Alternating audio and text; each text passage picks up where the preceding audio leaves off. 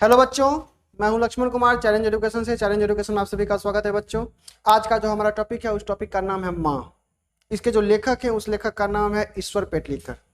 तो बच्चों, ये जो कहानी है इस कहानी में एक माँ है जिसके 4 संतान है, 2 बेटा 2 बेटी। दोनों बेटा जो है शहर में नौकरी करता है।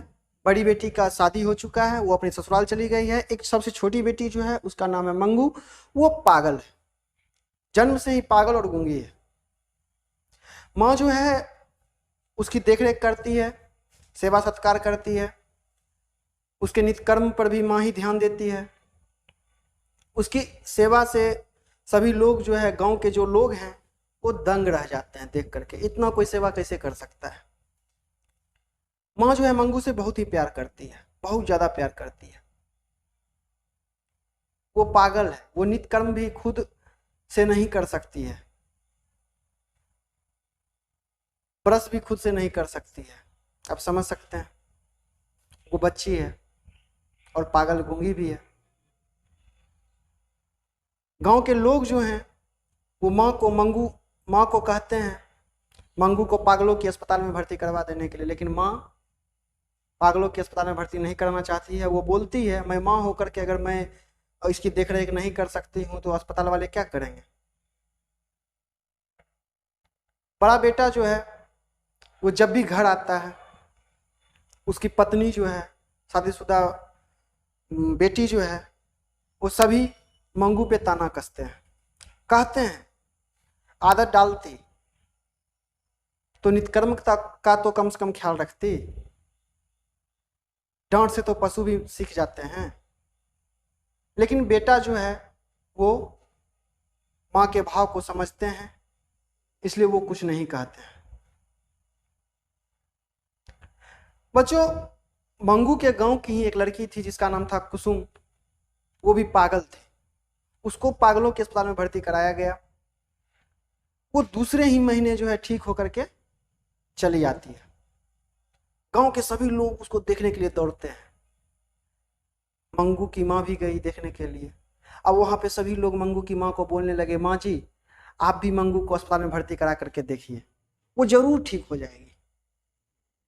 लेकिन इस बार माँ जो है मना नहीं कर पाती है। माँ बोलती है ठीक है, लेकिन उसका अंदर से मन नहीं था उसको अस्पताल में भर्ती करवाने का। वो अंदर से नहीं चाह रही थी जो मंगू को हम अस्पताल में भर्ती कराए। वो जो है अपने बड़े बेटे को खबर भिजवाती है। उसका बड़ा बेटा आता है और मजिस्ट्रेट से जो है जरूरी कागजात बनवाता है, क्योंकि पागलों के अस्पताल में हम ऐसे भर्ती नहीं कर सकते हैं, कागज बनवाना पड़ता है। बड़ा बेटा जो है आकर के जरूरी कागजात बनवाता है, जल्दी जल्दी करता है।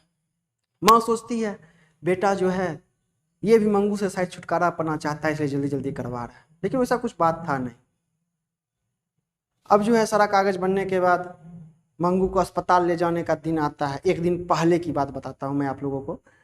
माँ जो है उसको रात भर नींद नहीं आ रहा था। वो मंगू के बारे में ही सोच रही थी, वो कैसे रहेगी मंगू वहां पे, जिसको माँ जो है बचपन से अपने पास रखी है। उसको एक पल के लिए मंगू को अपने से अलग होने के लिए नहीं देना चाह रही थी माँ। यही बात सोच सोच करके माँ को बहुत ही ज्यादा परेशानी हो रहा था, रात भर नींद नहीं आ रहा था। सुबह में अब जाने का समय हो गया अस्पताल। लग रहा था जो पूरा ब्रह्मांड का बोझ जो है माँ के ऊपर आ गया, माँ के सर पे आ गया है। माँ भारी कदमों से मंगू को अपने बड़े बेटे के साथ में लेकर के अस्पताल जाती है। जब अस्पताल पहुंचती है तो उसमें मिलने का समय था। मिलने का समय मतलब जो भी पागल वहाँ पे मरीज जो भी होते थे उसके घर वाले जो हैं उस समय मिल सकते थे। माँ वहाँ पे गई, वहाँ पे देखी, वहाँ का वातावरण देखी तो बहुत ही अच्छा था। वहाँ पे वो देखी एक पागल की बीवी जो है अपने बच्चों के बारे में बात कर रही थी। एक पगली जो है वहाँ पे एक पगली थी जो अपने पति से लिपट करके बोलती है ये भूतनिया मुझे अच्छे अच्छे कपड़े और अच्छे अच्छे खाने के लिए चीज़ नहीं देती है। भूतनिया मतलब वो जो मैट्रेन थी वहाँ पे नर्स जो थी उसके बारे में बोल रही थी। वो नर्स बोली जो अच्छा कोई बात नहीं है, तुम खा लो, मैं तुम्हें सब कुछ दूंगी। माँ समझ गई यहाँ के जो लोग हैं वो दयालु हैं, अच्छे हैं, अब मंगू का नंबर आता है, नर्स आती है, डॉक्टर आते हैं और मंगू के कागज मांगते हैं।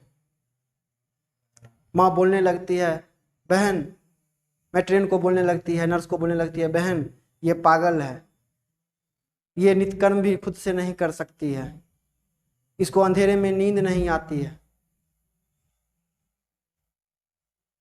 ये कुछ भी खुद से नहीं कर सकती है।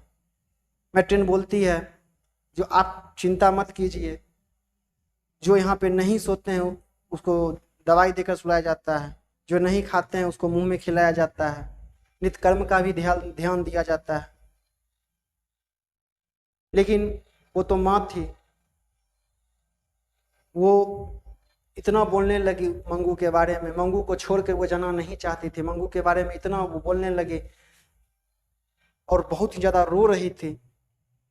वहां के जो लोग थे, अगल बगल के जो लोग थे, माँ की रुलाई से संजीदा हो गए, इमोशनल हो गए। मैट्रेन जो है बोली, आप टेंशन फ्री होकर के जाइए, मैं मंगू की ख्याल रखूंगी।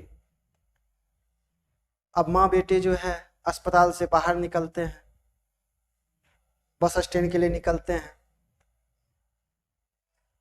माँ के आंखों के आगे अंधेरा छा रहा था, वो मंगू को अस्पताल में छोड़ना नहीं चाह रही थी। माँ घर आती है, रात में माँ को नींद फिर नहीं आ रही थी। माँ के दिमाग में एक ही तंबूरा बज रहा था, एक ही दिमाग में बात चल रहा था, जो मंगू कैसे रह रही होगी। उसे किसी ने, इतना ठंड है, उसे किसी ने कुछ ओढ़ाया होगा कि नहीं ओढ़ाया होगा, वो खाना खाई होगी कि नहीं खाई होगी, क्योंकि मंगू जो है माँ के साथ में बचपन से रही है। इसीलिए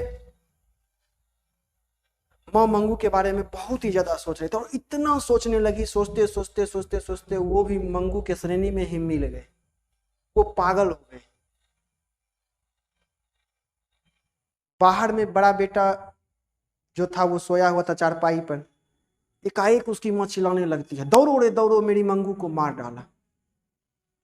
उसका बड़ा बेटा जो है वो चारपाई से कूद करके जाता है, देखता है उसकी माँ जो है वो पागल हो चुकी थी, मंगू के बारे में सोचते सोचते वो पागल हो चुके थे।